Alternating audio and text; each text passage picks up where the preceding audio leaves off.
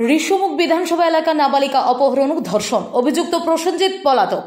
জানা যায়, স্কুল থেকে বাড়ি ফেরার পথে নিখোঁজ পঞ্চম শ্রেণীর ছাত্রী অবশেষে রাতে বাড়িতে ফিরল।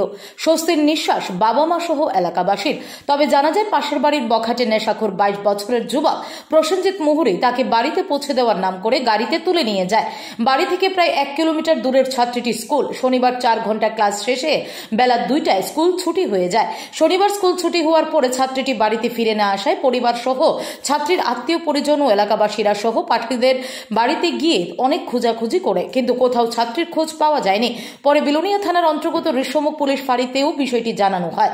ঘটনার খবর পেয়ে ছুটে আসে ঋষিমুখ ফাঁড়ির ওসি, বিলোনিয়া মহিলা থানার পুলিশ, মহকুমা পুলিশ আধিকারিক ও দক্ষিণ জেলার পুলিশ সুপার। পুলিশ যখন তল্লাশি অভিযান শুরু করে তখন বখাটে যুবক প্রসেনজিৎ মুহুরী নিখোঁজ ছাত্রীকে গাড়ি দিয়ে বাড়ির পেছনে নামিয়ে চম্পট দেয়। তবে রেল স্টেশনে বখাটে যুবক প্রসেনজিৎ মুহুরীর গাড়ি উদ্ধার করা হলেও প্রসেনজিৎ মুহুরীকে এখনো পলাতক। বিলোনিয়া থানাতে মামলা হয় ছাত্রীর পরিবারের পক্ষ থেকে। পুলিশ মামলা হাতে পেয়ে নাবালিকা অপহরণ এবং ধর্ষণ কাণ্ডে যুক্ত প্রসেনজিৎ মুহুরীর খোঁজে অভিযান জারি রেখেছে।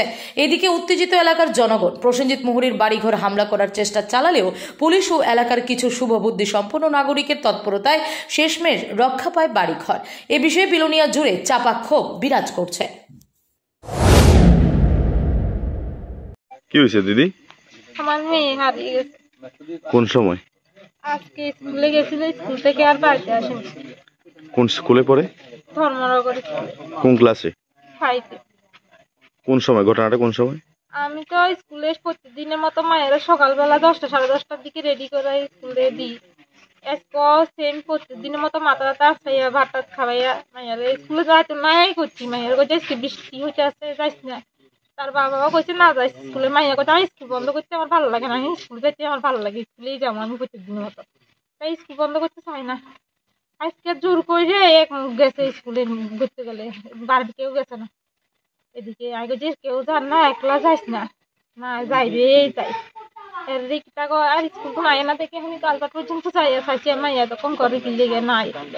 বাড়িতে আবার কতক্ষণ বইছি, শান্তি লাগে না। আমি ভাত খাইতাম, ভাত জল দিয়ে হালটা ধুয়ে আবার ওই কালী মন্দির পর্যন্ত গেছি। যাই মাস্টার মাস্টার ওদের তারিও খাইছেন না, না তার তো খাইছি না। কোথায় গিয়ে ওই দিকে যায় রাস্তা স্কুলের দিকে।